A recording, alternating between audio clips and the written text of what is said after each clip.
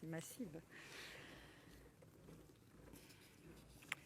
Monsieur le président, madame la ministre, mes chers collègues, lundi 1er février, nous vous recevions, madame la ministre, sur le domaine universitaire de Bordeaux pour vivre ensemble la rentrée d'une poignée d'étudiants qui faisaient leur retour en présentiel sur un campus bien désert. Ces initiatives sont encourageantes, elles sont importantes pour le moral de certains jeunes, mais tous ne peuvent y accéder. En effet, beaucoup de jeunes et leurs familles n'ont pas eu les moyens de continuer à louer un appartement et assumer le coût de la vie dans nos grandes villes, et ce, dès le mois de décembre. Un retour obligatoire en présentiel doit se préparer à l'avance pour ne pas créer de nouvelles difficultés.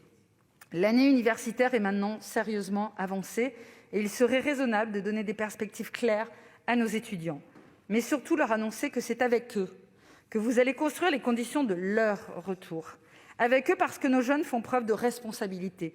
Ils n'ont jamais été aussi conscients de la gravité de la situation, aussi respectueux des règles établies, aussi volontaires dans l'effort.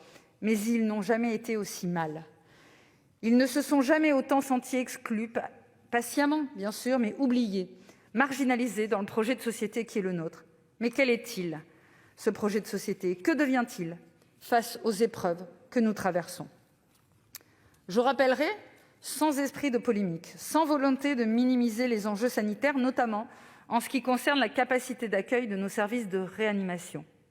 Un chiffre, vous le connaissez, madame la ministre, 64.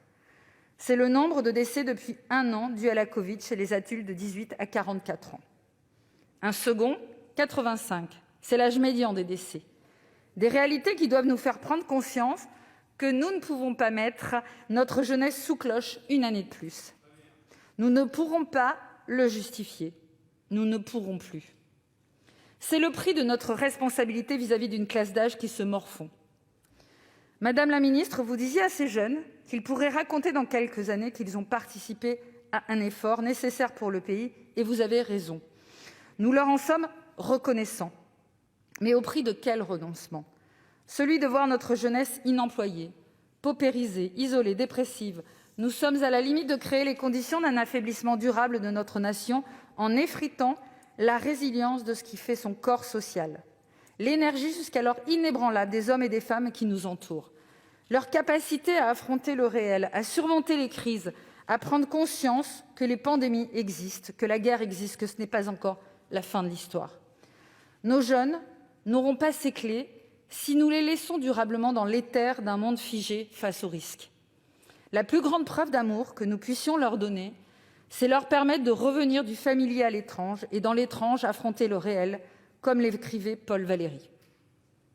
Parce qu'en attendant, leur réel à eux, ce n'est pas l'exposition au virus, c'est l'isolement, la désolation, la rupture. Alors l'accompagnement psychologique que nous avons vu s'exercer à Bordeaux lors de votre venue est indispensable. Le modèle des sentinelles, ces jeunes qui sont formés pour accompagner les autres en détectant des signes pathologiques faibles, est un bon modèle. Bon, mais insuffisant à ce stade. Vous engagez-vous à renforcer partout en France l'accompagnement psychologique, même à Bordeaux, car une seule psy sur un des plus grands campus de France, c'est insuffisant.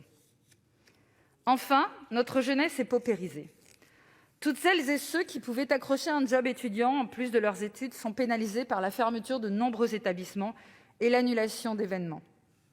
Aussi, je tiens à saluer les initiatives locales prises par les municipalités, les universités, le Crous, la Banque alimentaire et de tant de bénévoles d'associations.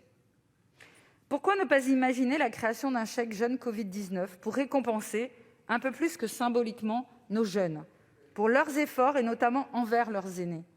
Cette jeunesse qui continue à faire bloc avec tant de courage. Nous pouvons en être fiers et les gratifier.